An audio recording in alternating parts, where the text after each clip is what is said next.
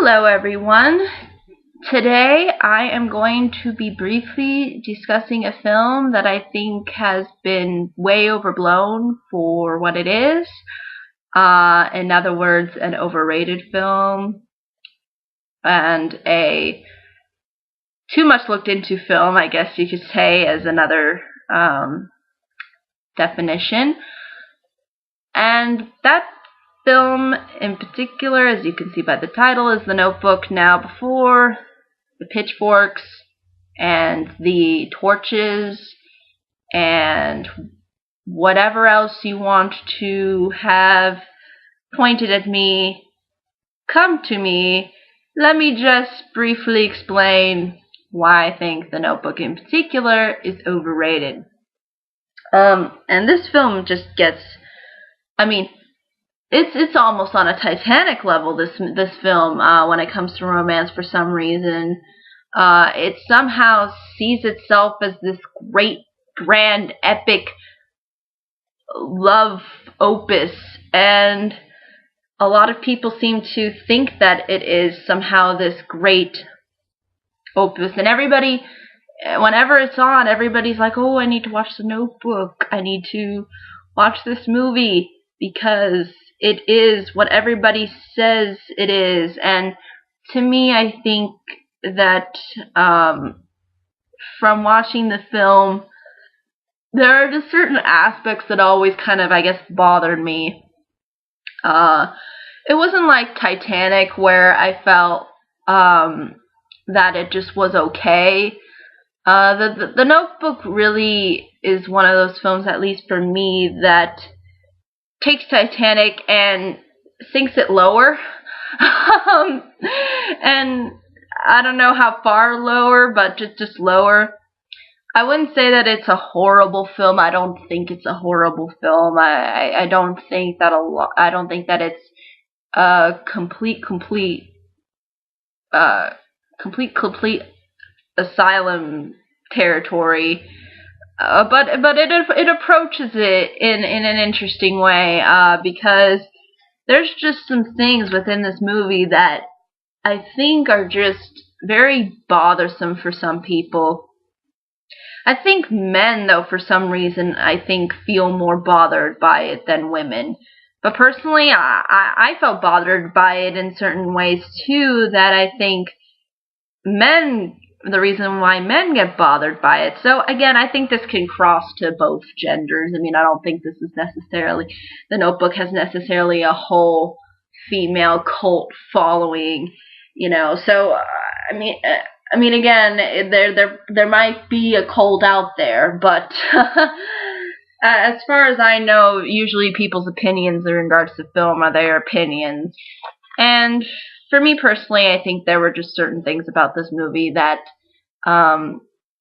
are too emphasized within today's culture, and really aren't that all grand and spectacle. Like, I think it deals with things in a similar level as Frozen does. Like, it takes these things that are within the movie and it just glorifies them like there's some big meaning behind them. And to me, there's really not a whole lot there. So, I guess that's really how I can summarize that point that I have. But without further ado, let me discuss a little bit the reasons as to why I think The Notebook is overrated. There's actually a lot of plot conveniences within this movie. A ton of plot conveniences. The major ones being the fact that, Allie, and who's the girl in this love story, and the boy, or teenager, I guess you could call them teenagers, because they were teenagers, I guess, when they met. But Allie, the girl, and the boy, and oh gosh, this movie's so unmemorable with the characters' names, I can't even remember the boy's name. But the boy are separated because, again, he's going off to war, and her parents didn't really want her being around him anyway, but he still wants to reach out to her and write to her, and he sort of claims that he will. And she never bothers to check the mail. And he says he wrote to her every single day. Like she couldn't just check the mail. Like, I mean, it is emphasized that, again, the mom is keeping the letters from her. And to me, you would think that a reasonable person, like a logical thinking person, would think, maybe they would still be suspicious if I'm still hanging out with somebody. Maybe I should check the mail and see if they're hiding something from me. And I think teenagers, in particular young adults, are easy ones to figure this out and, get behind, whatever barriers that their parents set up, because teenagers are growing up, and growing up means gaining intelligence on how to outsmart your parents. So that just baffled me that, like, after all these years of being in the war, like, all of the letters were there, and the mom literally kept the letters too. And again, I say this because this plays such a pivotal role in the movie, because without these letters, Allie thinks that the boy is not interested in her, and that he has moved on and set sail, And to me, that's just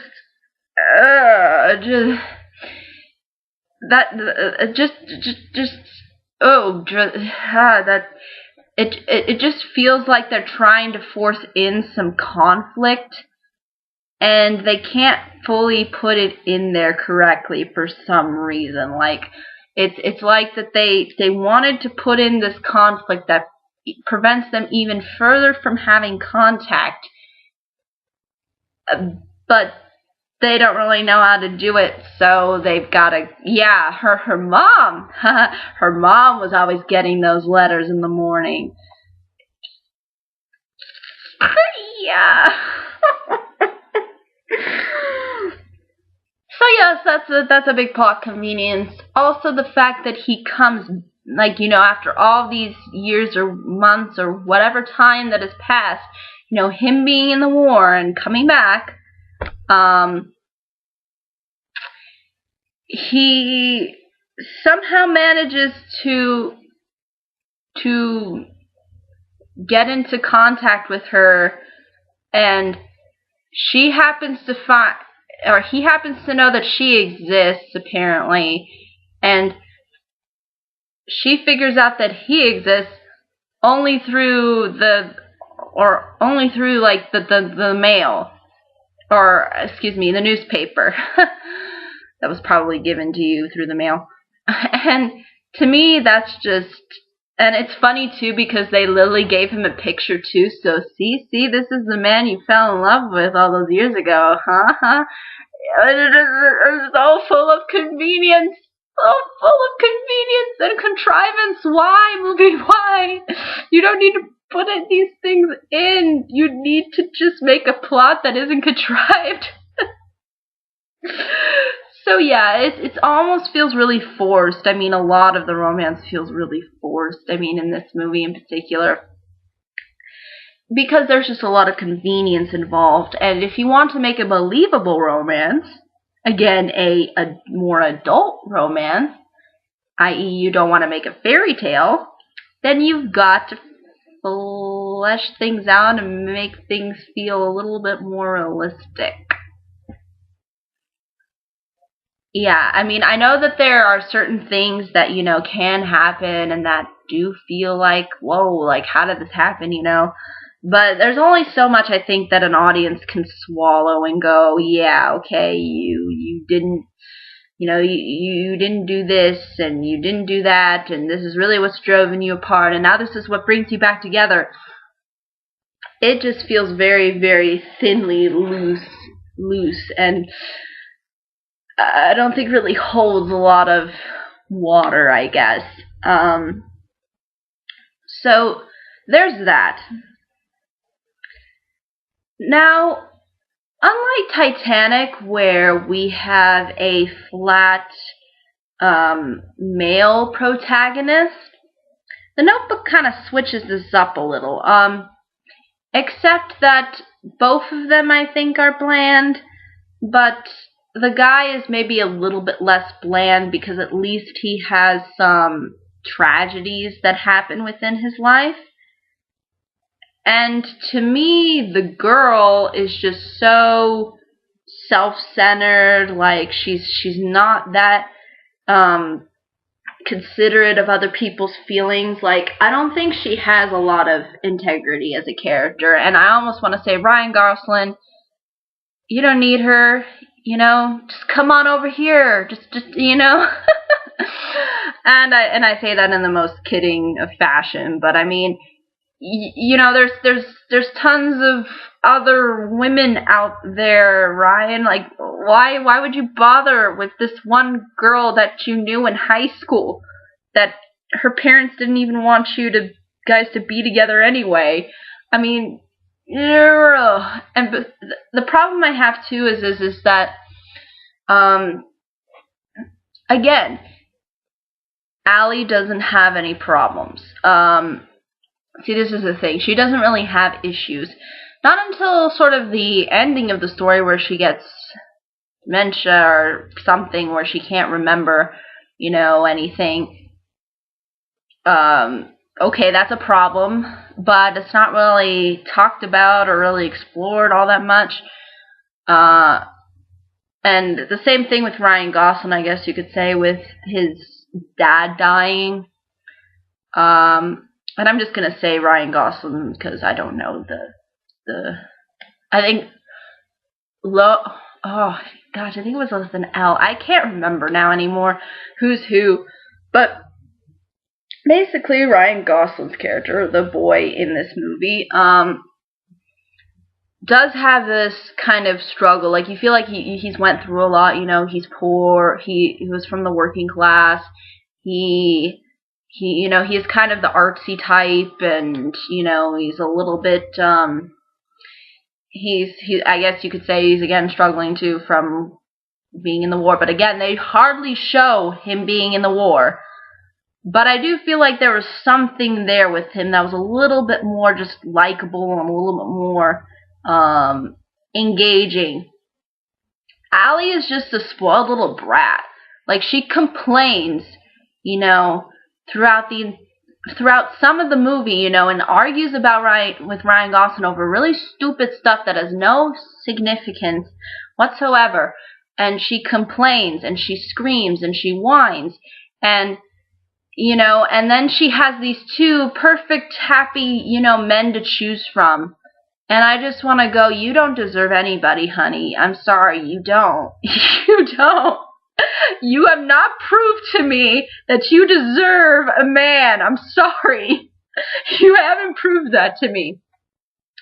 And this is the thing that I think really bothers me in particular about a character. Not just because that she doesn't really have any problems, because again, she grows up in a rich socialite lifestyle. And again, we've got the rich girl and the poor boy aspect going here. So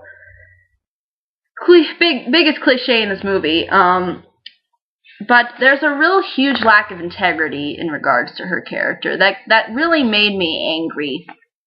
And that was when she decides to go off to go see Ryan Gosling's character. And she's still engaged to the one guy. Like, she's leaving this guy hanging. And literally, within the movie, they say, like, oh, once she said yes to somebody, or to the other guy, she was suddenly thinking of Noah. That was his name. Now I remember. Noah. That's who she was thinking of. She wasn't thinking of the guy that she was marrying. And I'm thinking to myself, okay, if you are thinking about the other guy, it's probably not a good idea to lead this guy on. I mean, completely, and we do not see hardly any screen time between her and her fiance. Like, barely anything. So we don't know if they really have a connection at all. And it's just unbelievably contrived. Just totally set up just to create drama. And I just found that just so dislikable about her character, because basically what happens is she's still married to the fiance, and she's to the other guy that's not Ryan Gosling, and she's like, I need to go and clear my head and, come back home, and, have some time by myself. I think she says this before, like, the wedding or whatever. And he's like, okay, alright, yeah, go ahead, whatever. Is there nothing I need to worry about? She's like, no, yeah, I'm okay. And then she goes down there and basically screws Ryan Gosling, and, well, basically reconnects supposedly with Ryan Gosling, although their reconnectiveness is of no substance or really value. And, we get the stupid famous kiss in the rain scene that everybody likes to reference. Girl, everybody loves to reference that scene, dang it. Oh, I just can't stand that scene. It just makes me laugh. Just the way she's like, there's just Ryan Gosling's face is just so bland, and he's like, it's not over. It still isn't over. The dialogue. Oh, the dialogue in this movie. Oh, that's another problem too. The dialogue's pretty bad. And I just think it's just so unbelievably, unladylike of Allie to basically, make up her mind. Like, this movie needs her to make up her mind. And to be honest, lady, you don't deserve either of them. When you're playing mind games like this, when you go over and you go screw somebody and then still be in a relationship, committed, and almost to marriage relationship, you probably don't know how to handle relationships well. You probably don't. There's this thing that's called being ladylike and having integrity. And just because you go run off with someone that you originally fell in love with does not necessarily make it the right choice, or necessarily, the perfect idea, unless we as an audience are convinced that you two are sort of meant to be.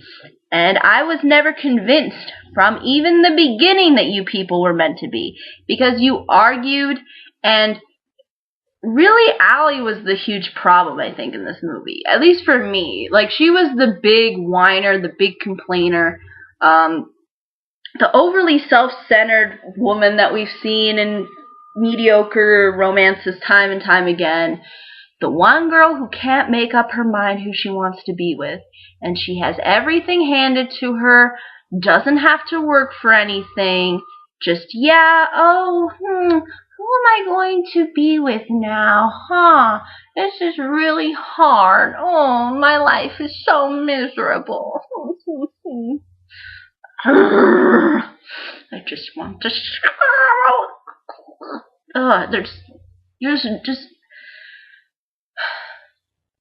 there's just a lot of dislikability to Allie's character, and I think she was a major issue with this movie, because the large majority is focused on her, because again, the Notebook is supposed to sort of represent her story, right, and told through her perspective, right? So we're supposed to really see things through her eyes, and to me, what I see is just a really self-centered woman who does not consider anybody else's feelings and only considers what's best for her, and doesn't really realize, the implications of her actions, who always whines and screams and complains, and she even hits, like, Ryan Gosling, I think, at one point, too, like, just almost a little bit violent. I mean, this girl is just a little psychotic. I mean, she has these, like, little epithets of just being really strange. I mean, just really kooky. I mean, sometimes she's kooky in a cutesy way, and then other times you're just like, oh, you're crazy. You have issues that I think you need to clear out. So yeah, I think the problem is that there's nothing for Allie to go through in the movie. There's nothing for her to overcome. There's nothing for her. She doesn't even really need to try. Like, she doesn't even need to do anything. I mean, there's kids films where we have women who do a lot more than what you do, lady. Like, you don't do anything throughout this movie. All you do is you just show up and say, hey, Ryan Gosling, I'm here. Do you want to marry me now? It's just unbelievable. Especially when you think that these characters can reconnect so quickly, especially with them being way far apart for years. Like, way far apart for years. And then all of a sudden, yeah, we have this big reconnecting moment. Like, no, that's not how human psychology and relationships work. Like, this just does not jive. And I think that's just my major problem with her as a character is just this over selfish, over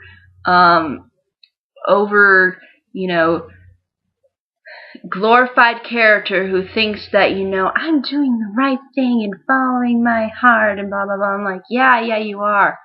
That's the only heart you're following.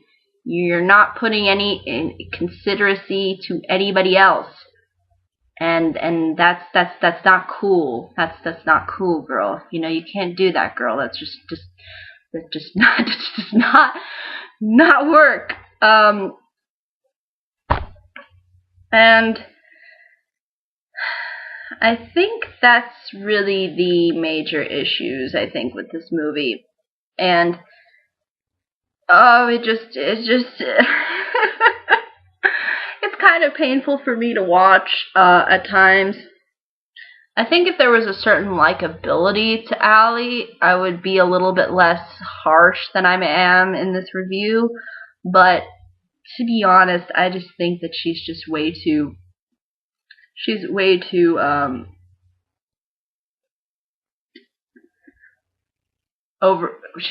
selfish, and she lacks integrity, and she acts like a spoiled child, and she doesn't really act like a grown woman.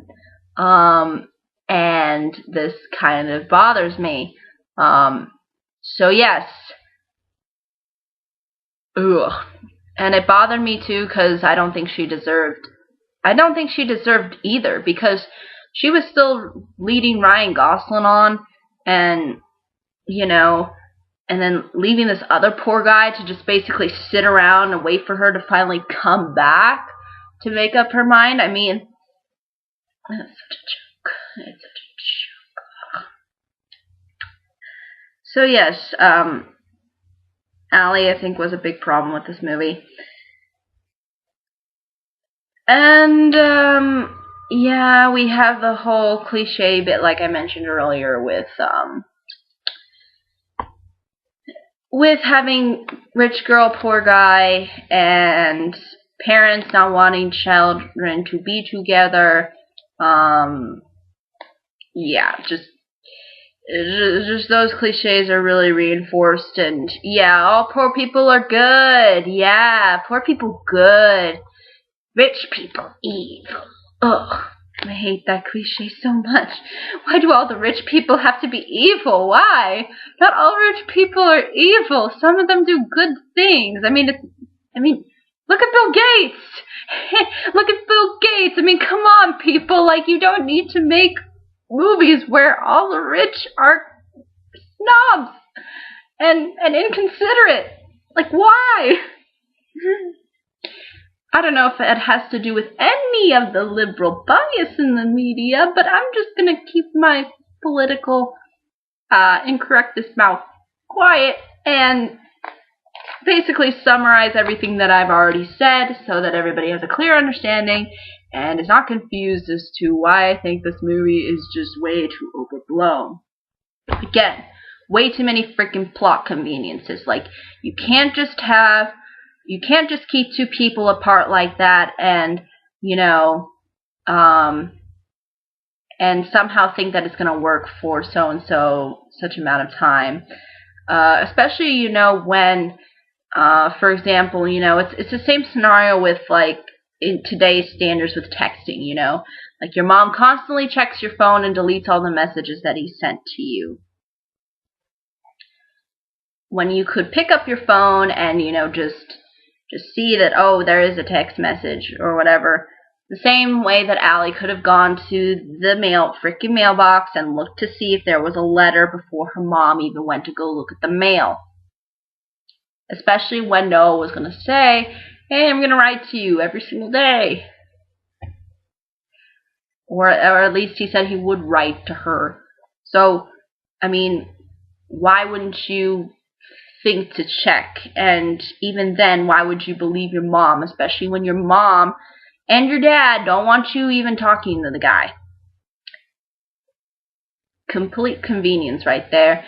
And also her seeing him in the newspaper, Ryan Gosling, aka Noah, seeing her on the bus.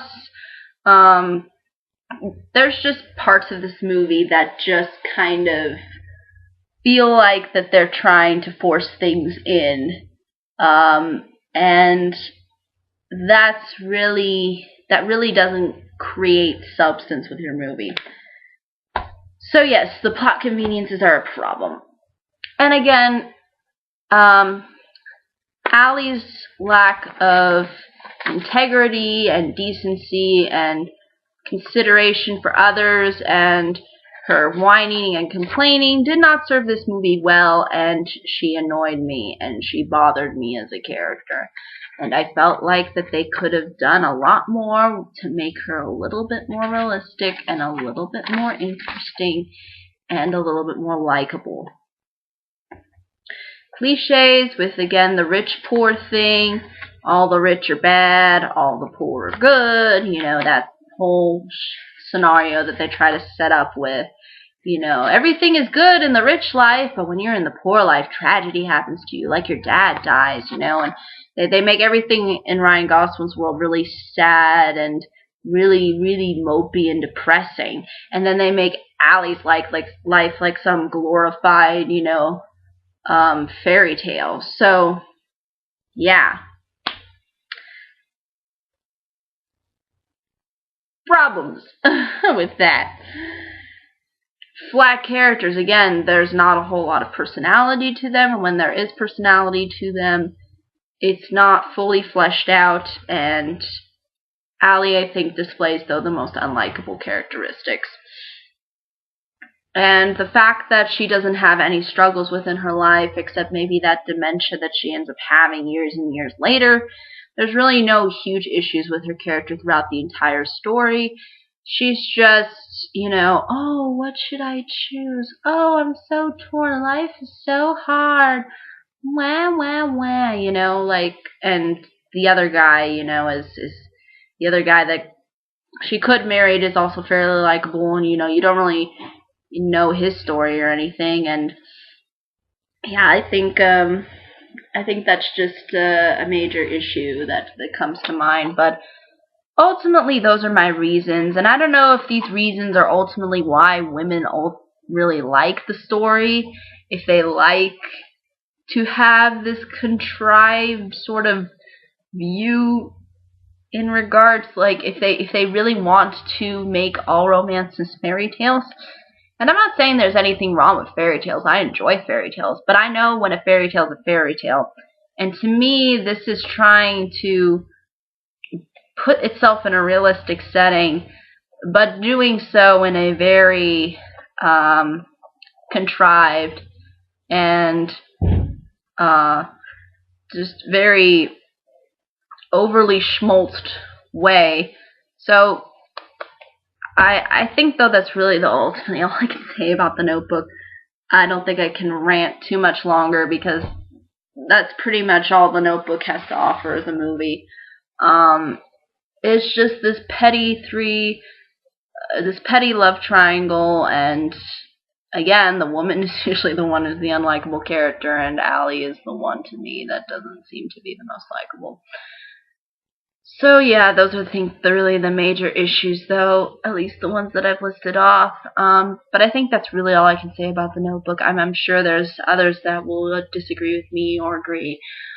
It doesn't matter to me. I don't care if you love The Notebook. I am just stating my personal opinion. I don't think it's horrible, but I think there's a lot of things that are in it that are mediocre and just unlikable and uninteresting. So ultimately, I think that's really all I can say. But if there are any questions, comments, concerns, I'd be more than happy to answer them. But until next time, everybody.